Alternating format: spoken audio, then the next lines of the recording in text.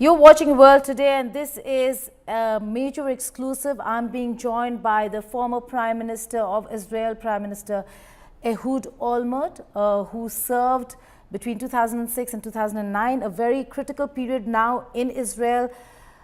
Mr. Olmert, thank you so much for joining us. It Hi. seems like you're a minority voice, would you agree, when it comes to Netanyahu's actions in Gaza? What's the standpoint? How is Israel looking at it? How are you looking at it, and Israelis? Well, I'm afraid that my voice is not a minority anymore. It may have been a minority a while ago, but over the last few weeks, a large part of the Israeli population has made it clear that the war has to stop. This is what I think. We have achieved everything that can be achieved in a military operation. At this point now, continuing the war and expanding the war may cause the death of Israeli soldiers, as it does already. It will also risk the lives of the hostages, which are still kept by Hamas, and it will kill uh, innocent, non-involved Palestinians living in Gaza without any objective which is worth this cost. There is so much that we did already in the war in the last 22 months.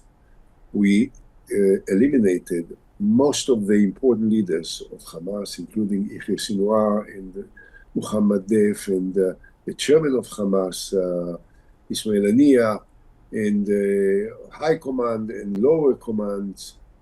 We destroyed most of the tunnels, most of the launchers of rockets, most of the rockets, command positions, almost everything. At this point now, after 22 months, my voice is not isolated. It reflects a growing majority of Israelis that think that we have to stop the war now and release all the hostages and make an agreement that will end the war and allow Israel to pull out from Gaza, and an interim security force made of Palestinians and Arab soldiers will take over Gaza in order to make sure that Hamas will not return again into a position of influence and power in Gaza. Right, Mr. Olmert, you are talking about how you are not a minority voice, but then the intent of Prime Minister Netanyahu doesn't seem like it was just to eliminate the Hamas. It does seem like there's a plan for Gaza. Look at the announcement of a humanitarian city in Rafah that will have to house 2 million Gazans. Look at the announcement that he made where he's showing an entire plan of Gazans can leave if they wish to with Donald Trump. And then President Trump's own idea of a Riviera. What do you have to say about that? Well, Is this not ethnic cleansing? well, as I said before, I think I represent the majority of the public opinion, but it's true that the Prime Minister is Netanyahu, and presently he still enjoys a majority in parliament. Perhaps not too long, because just now I heard that his political partners in the cabinet decided to withdraw, and therefore he's going to lose even the majority in parliament. But he is still the prime minister, and it's true that the prime minister and the minister of defense say that they intend to build a humanitarian city. This is totally unacceptable. This humanitarian city is, by definition, a crime which can't, Israel will not be able to accept the responsibility for such a crime. And I think that even the Israeli army and the chief of staff are reluctant to do it because they think that it has no practical dimension into it. But it's true that there are cabinet ministers, and we all know that Ben-Gvir and Smotrich became very famous names across the world, which are messianic, extreme right-wingers, and they want to deport people from the north part of Gaza in order to clear it for an eventual resettlement of Israeli settlements. we will be against it, and I believe that it will not happen. But it's true that for the time being, the announcement of the Minister of Defense and of the Prime Minister in favor of such a humanitarian city is something that is on the agenda, and I hope, as I said, that it will not take place. How would you describe it? In one of the interviews, you actually called it a concentration camp. Well, I said it might unfortunately be interpreted as such, particularly, I think, interpreted as an ethnic cleansing, because if you deport hundreds of thousands of people and you force them into a small corner, completely segregated, without freedom of movement, with a fence surrounding this area, then it can be interpreted as an ethnic cleansing, and this is not something that can be tolerated.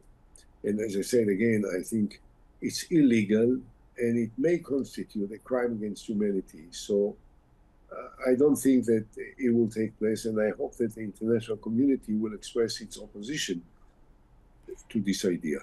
But I can't ignore the fact that there are ministers in the Israeli cabinet that favors it, because they are aiming at clearing at least part of Gaza in order to be able to resettle there. Well, sir, the international community has done precious little when it comes to the situation today in Gaza. Look at the humanitarian aid. People in Gaza are actually dying of starvation, that there's malnutrition, that children are being killed, and it is all being normalized. Look, the situation is very complex there, okay, with the humanitarian aid as well. And we have to recognize the fact that the Hamas fighters are trying to capture many of the humanitarian supplies, because they need it for their own squadrons and soldiers, and they try to separate the citizens from the areas where this humanitarian aid is provided in order to take control. But by and large, this is something that is incumbent upon Israel to do. So it's not so simple. People are not starving and dying, but there is a danger. There is a danger, and we have to be aware of it. And what I think and I say is that in as long as Israel is in Gaza, in as long as Israel is in the military control of Gaza, it is incumbent upon us to make sure that the humanitarian supplies will be provided to the people that live there, in order to avoid unnecessary consequences such as starvation. But even if we agree, and I accept the argument that the Hamas is taking control of humanitarian aid for their forces, but precious little is going in.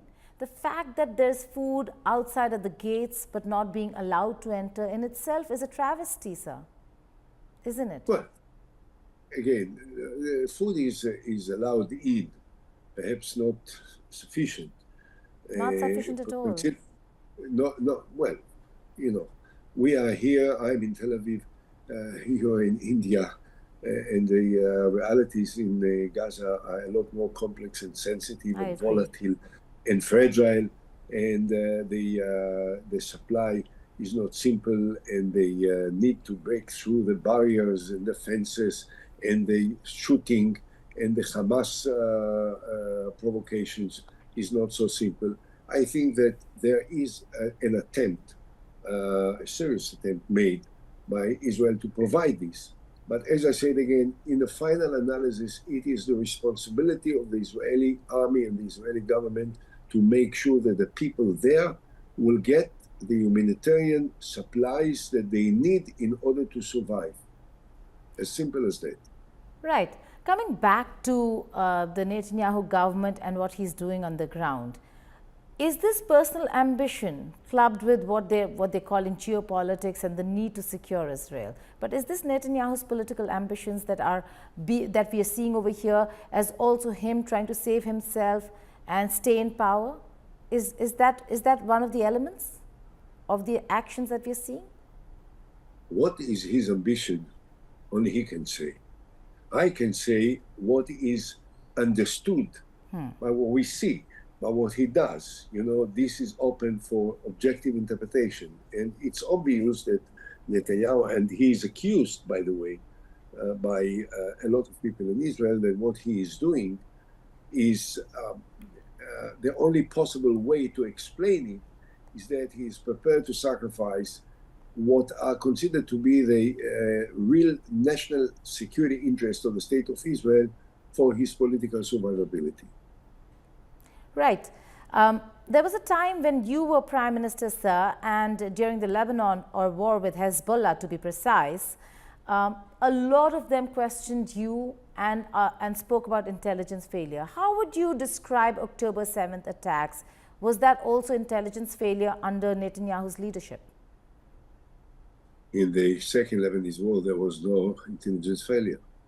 There was a total, undoubted victory for Israel that lasted 33 days. You know, we are talking about the war, which is lasting almost 2 years now. That's true. In 33 years, we have devastated the Hezbollah, counter-attacking after they have started an attack in Israel. And since then, for 17 years, from 2006 to 2023, there was not one bullet shot from Lebanon to Israel. So then there was not a failure of intelligence.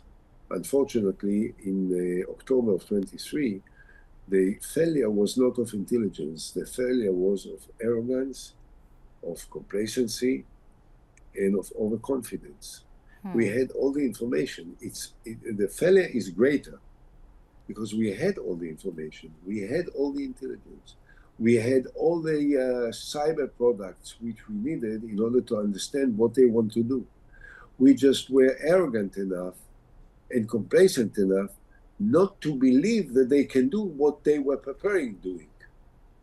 Right. And therefore, the Israeli army was not on the alert. The Israeli army was not stationed in the command position along the border at a time when they were attacking us. They just broke through the fence and walked through into the Israeli settlements, not because of the failure of intelligence, but because of the failure of the security services and the army and the government to understand that Hamas is there and that they want to fight and that we have to get ready in order to face them. We didn't. We just failed. Would you see the government and how the government has reacted or acted with West Bank and Gaza even before October 7th? And I'm not saying we're not condoning what happened. It's a terrorist attack and nobody should be condoning it. But is the far right-wing government of Netanyahu, Ben-Gvir, what happened at the Temple Mount, all of that, does anybody look at and analyze those incidents that took place even before Sheikh Jarrah, even before October 7th? Is there an analysis and understanding in Israel that this government did far too much for far too long? Well, sure. I mean, as I said, there is a growing discontent, and in all the polls which I run now in Israel almost on a daily basis, certainly on a weekly basis, for the last 2 years, there wasn't one time that the present coalition parties had altogether even 50 seats out of 120, which means that the public opinion is shifting, recognizing the failure of this government. Now, we talked about the failure of arrogance and the failure of complacency and the overconfidence and so on. But I want to add one thing which I think is very significant, one dimension.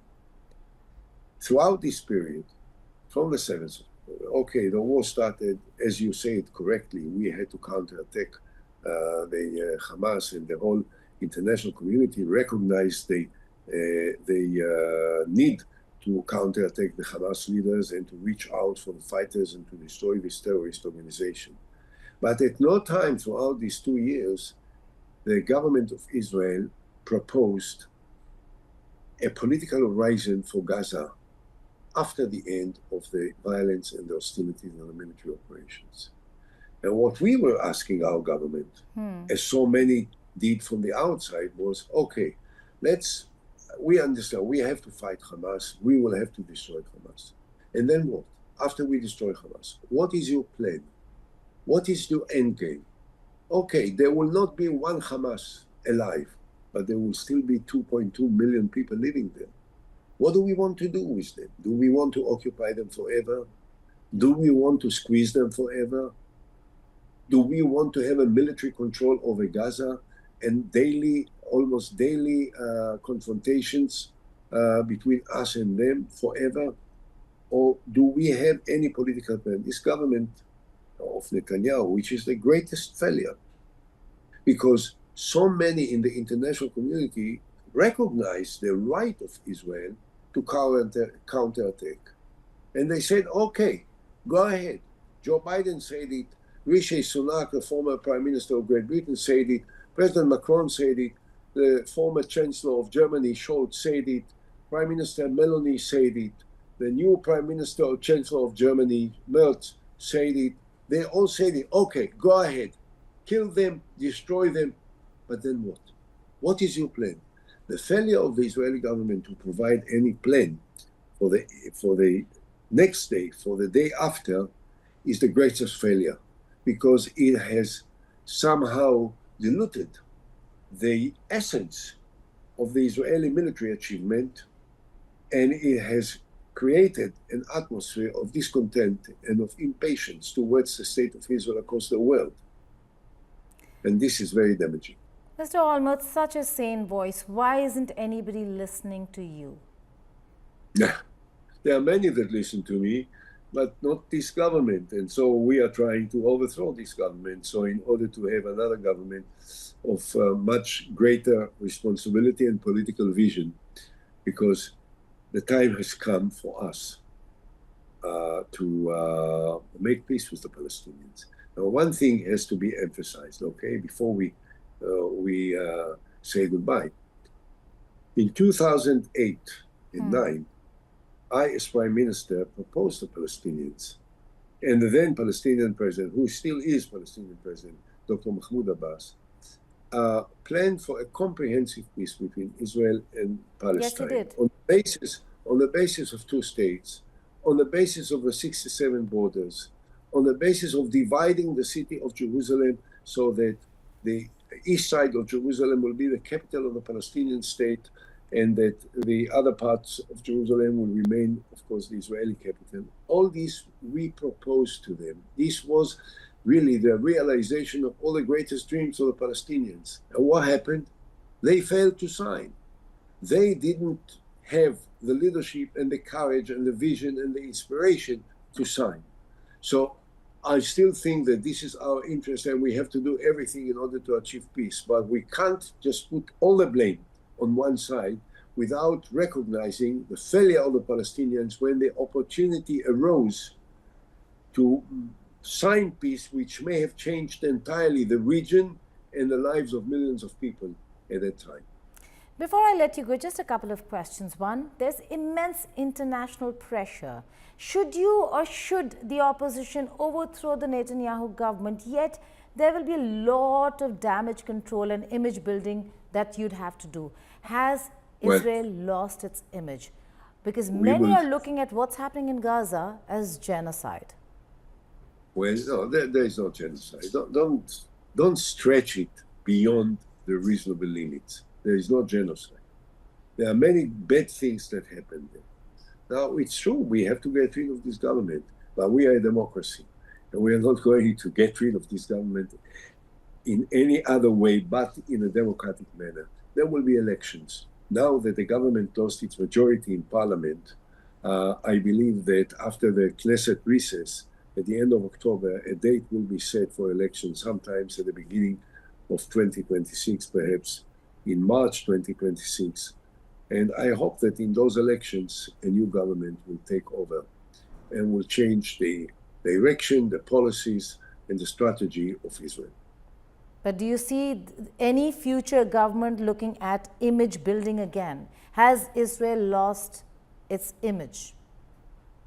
Certainly the image of Israel has been damaged dramatically. Well, I hope so. I can't guarantee you, because I'm not in the government and I'm not in presently running any particular party, but I'll do everything in my power to the extent that my voice is heard in Israel, and I think it's heard. I will make sure that the new government will adopt the strategy that I propose towards comprehensive peace settlement between us and the Palestinians on the basis of two states. Do you see a future where there can be normalcy, normalizing of ties and relations between Israel and the Arab world? Because I think that also has taken a hit. Will Abraham Accord really work? And will the areas that now are strife-torn see investments? The chances for such eventuality are so great and are so promising that one has to be completely insane not to recognize it and to work towards achieving it. We know that once we will start negotiations with the Palestinian Authority on a two-state solution, the Saudis will join in the Abraham Accords. And subsequently, there will be many Muslim countries that will do it, including, I believe, Indonesia, which is the biggest Muslim country in the world, 300 million people, and many North African countries. So this is the vision, this is the strategy, this is the dream, this is my dream, this is, I believe, a dream of many millions in Israel, and we'll do everything in our power. And it's very important for me that people in India will know that the voice of Israel, the voice of reason, the voice of compromise, the voice of peace is the voice that I represent. And I believe that, as I said before, I represent the majority of the Israelis. Right. And my final question to you before I let you go. There has been massive attack on Syria by Israel. How important is the druze community for Israel, and the reason why you're taking on an administration that now seems to be pro-Israel rather than anti-Israel? Well, I'd love Israel to come to some accommodation with the new Syrian government and the new Syrian regime by Ashara al-Julani. But it can't be at the expense of the Druze community in Syria. We can't see an attempt to annihilate a minority in Syria and just sit still and do nothing. It's not even a political interest. It's a moral obligation that we have. We can't afford to do it. And let's not forget, I hope that we can make some accommodation and create a rapport between us and the Syrians. But the leader of Syria has been, until very recently, ISIS. And we can't afford to have ISIS in control of Syria. So they have to understand that if they want to be safe and secured in the newer regime, they have to make the necessary accommodations and treat the minorities in Syria in a proper manner. Otherwise, we will not be able to sit still. We'll do everything that we can do in order to prevent any massacres in the Druze community. I hope not just the people in Israel, but the region and the world listen to what you have to say, Mr. Olmert, because these are really wise words. Thank you so much for joining us. Thank you. That was an exclusive conversation with the former Prime Minister of Israel. With that, it's a wrap on this edition of World Today. Goodbye and take care.